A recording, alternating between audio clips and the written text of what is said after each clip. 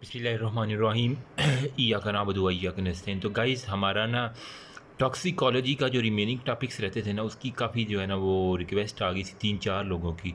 ठीक है, एक तो बहुत ही ज़्यादा आ गई।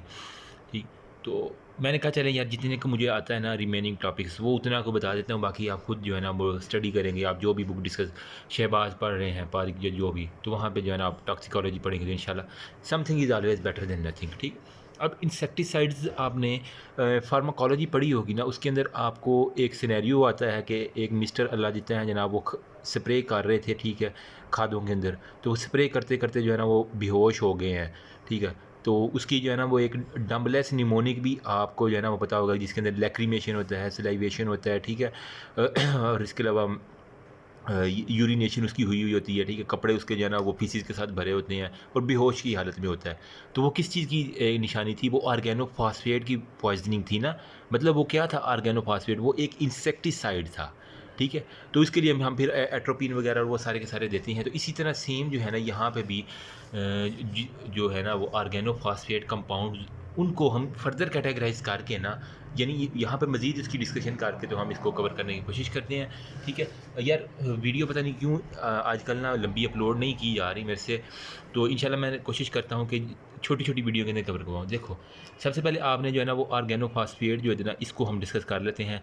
ऑर्गेनोफॉस्फेट, फास्फोरस जितने भी कंपाउंड है ना, ठीक है, इनको हमने दो कैटेगराइज के अंदर डिवाइड करना है। एक हम यार एक हमारे पास होता है अल्काइल फास्फेट।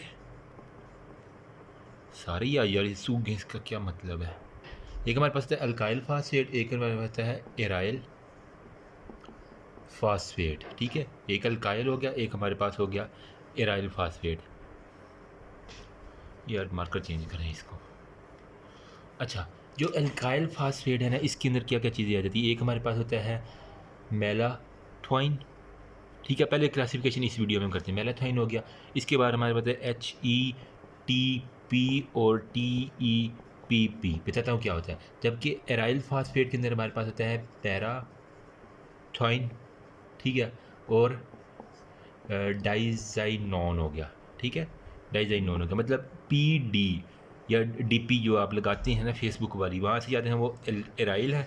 जबकि मेलाथोइन हो गया HETP, मतलब हेक्सा इथाइल टेट्रा फास्फेट। ठीक है, हेक्सा इथाइल टेट्राफास्फेट, और TEP मतलब टेट्रा इथाइल पी से हमारे पास पायरोफास्फेट। ठीक है, तो ये जो कंपाउंड्स हैं ना, इनकी एक तो आपके पास क्लासिफिकेशन आनी चाहिए।